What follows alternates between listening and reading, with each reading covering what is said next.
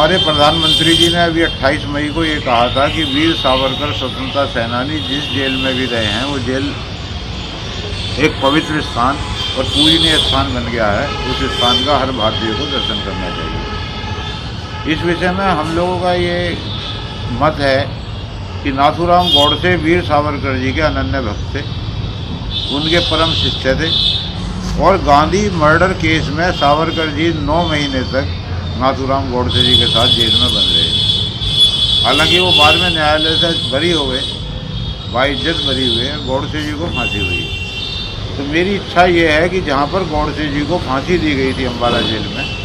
मैं उस भूमि पर जाकर अपना सिर उस ज़मीन से रगड़कर उन्हें नमन करूं और दंडवत करूं और उस जगह को जो है पुष्पहार से सुसज्जित कर अपना जीवन सफल करें। कि गांधी भी 10 सर वाले रावण से बुरे व्यक्ति थे, क्योंकि अहंकार, हिंदुओं का विनाश करने की क्षमता, मुस्लिमों से प्रेम रखना, देश की